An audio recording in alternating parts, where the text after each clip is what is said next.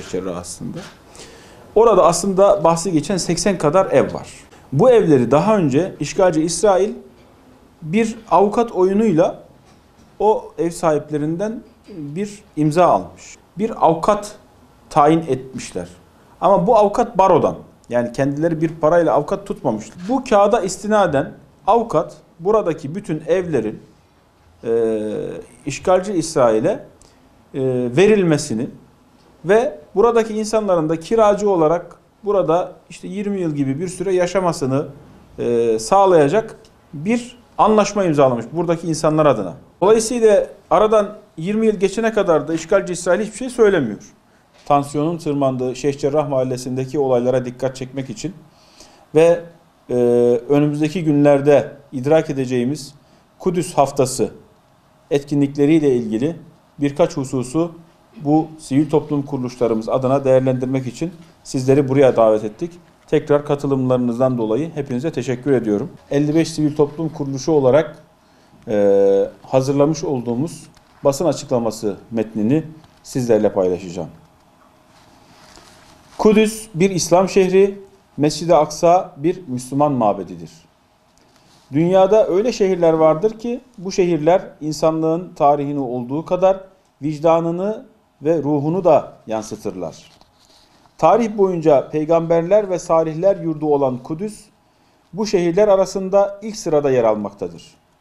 İlk kıblemiz Mescid-i Aksa'ya ev sahipliği yapan mukaddes Kudüs, bereketin merkezidir. Bugün 17 Şubat 2022. İşgalci İsrail'in 2019'da Mescid-i Aksa'yı mekansal olarak bölebilmek için Aksa'nın içindeki Rahmet Mescidi'nin kapısına kilit vurmasının yıl dönümü. 17 Şubat 2019'da işgalci İsrail Mescid-i Aksa üzerinde hak iddia edebilmek için Rahmet Kapısı'nın olduğu bölüme kilitli zincirler vurmuştu. Ancak Kudüslüler canları pahasına bu girişime karşı durmuş, dünyanın dört bir yanındaki Müslümanların destekleriyle de Aksa'nın sadece Müslümanlara ait olduğunu ve işgalci İsrail'in burada herhangi bir tasarrufu olmadığını tekrar ilan etmişlerdi.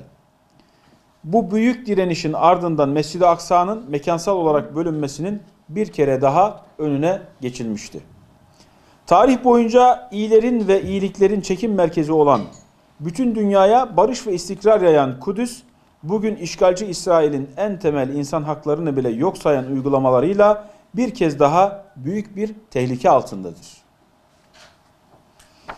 İşgalci İsrail son dönemlerde düzenlediği baskınlarla bir yandan Mescid-i Aksa'yı zamansal olarak bölmenin yollarını aramaya devam ederken, diğer yandan da Şeyhcerrah Mahallesi başta olmak üzere Kudüs'ün çeşitli mahallelerinde insanların evlerini yıkarak onları zorla göçe zorlamaktadır. İşgalci İsrail, Kudüslüleri yerlerinden edebilmek ve Mescid-i Aksa'yı savunmasız bırakabilmek için Kudüslü Müslümanlara ait iş yerlerini kapatmaya ya da yıkmaya, yıkamadıklarını da ağır vergilerle yıldırmaya çalışmaktadır.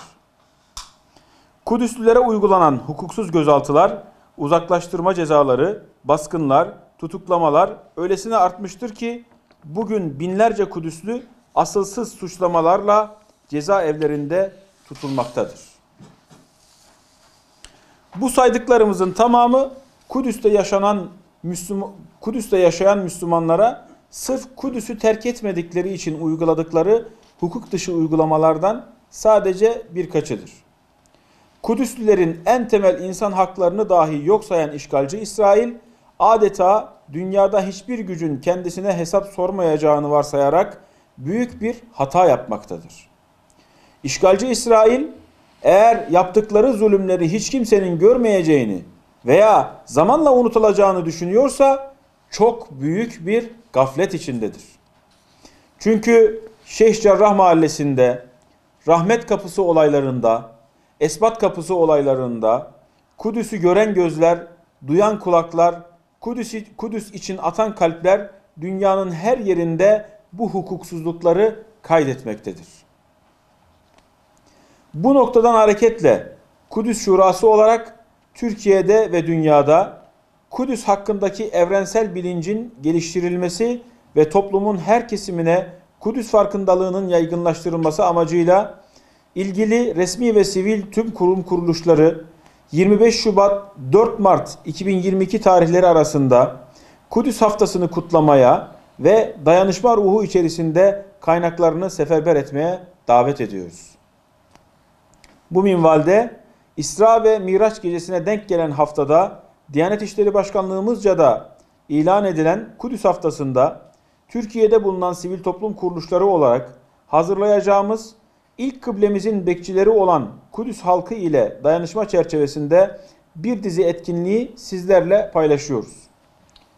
Gençlerden oluşan grupların dünya liderlerine farklı dillerde seslenerek Kudüs'e özgürlük deklarasyonu yayınlamalarının sağlanması, yerel yöneticiler, toplum önderleri, büyükelçiler, sanat, spor ve medya dünyasının önde gelen şahsiyetleri davet edilerek ortak salon programları düzenlenmesi, çevrim içi iletişim ortamlarından yararlanarak Türkiye'den veya dünyanın değişik yerlerinden konuşmacılarla konferanslar düzenlenmesi, İsra ve Miraç, Kudüs, Mescid-i Aksa gibi başlıklar altında panel oturumlar düzenlenmesi ve konferanslar verilmesi, Cuma günü verilen hutbe ve vaazlarda Kudüs ve Mescid-i Aksa gerçeğine dikkat çekilmesi, Kudüs'teki yaşananlara dikkat çekmek amacıyla kentin ana yollarında meşaleler ve pankartlar eşliğinde yürüyüşler yapılması, yerel yayın organlarında Kudüs'e ilişkin konuşma, söyleşi ve bilgilendirme programları yapılması,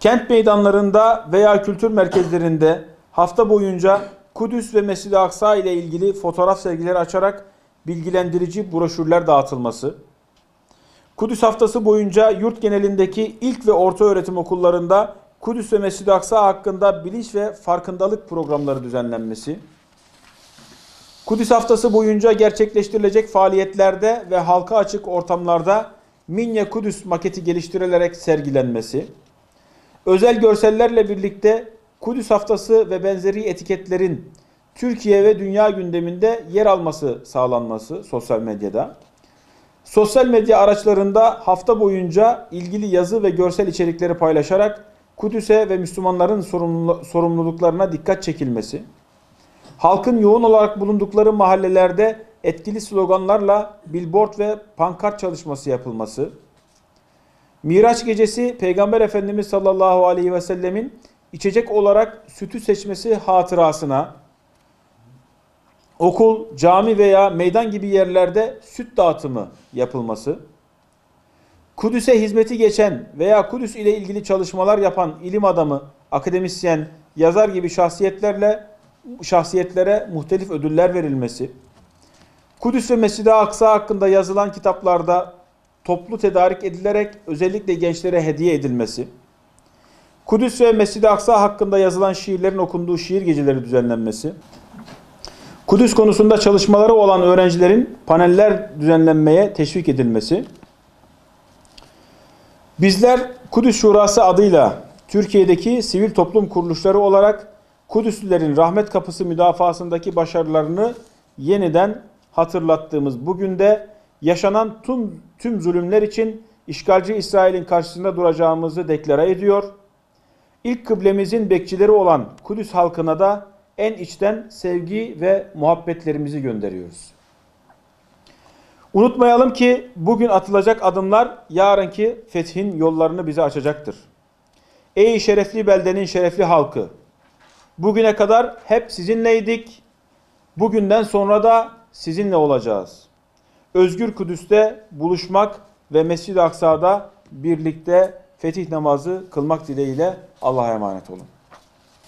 Normalleşme meselesine gelince biz elbette ki İsrail ile ilgili yapılacak olan her türlü anlaşma, oturum, ikili ilişki bizim için kabul edilemez, doğrulanamaz ve onaylanamaz. Dolayısıyla özellikle